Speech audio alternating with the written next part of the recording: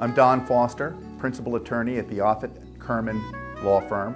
It is my pleasure to introduce you to Jane Scaccetti, the CEO of the Drucker and Scaccetti accounting firm.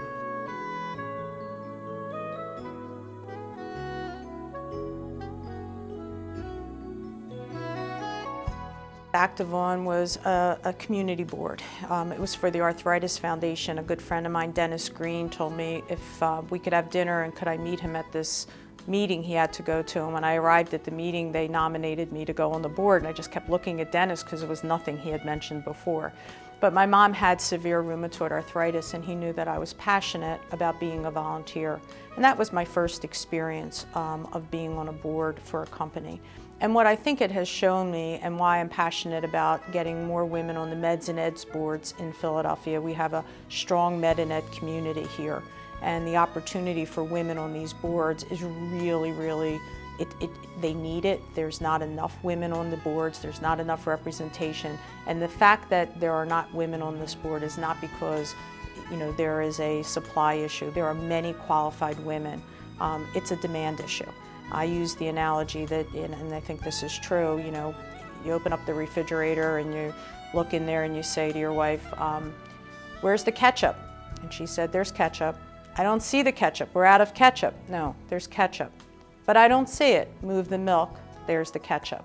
It's the same kind of thing. If all you're doing is saying, where are the women? There aren't any women. Sometimes you need to move something, move the milk, and you'll see it.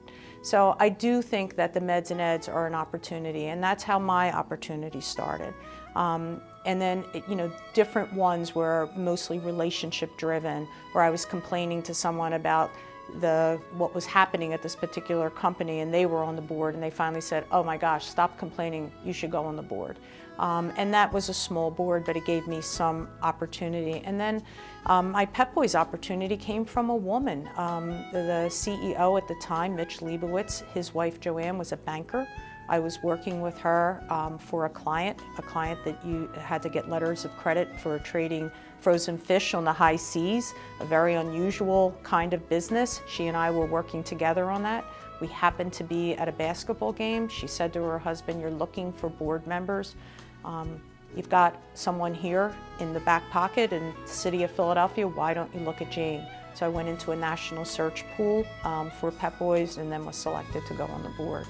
So there are the opportunities that come about, and I do think that sitting on not-for-profit boards, especially the large ones, the Meds and Eds, really teach you about boardroom etiquette, that teaches you about the gravitas that's needed in the boardroom, about what committees do, how decisions are made, and what the role of the board is, so that you're not management and you're not a consultant, but you really do provide governance. So what are we talking about?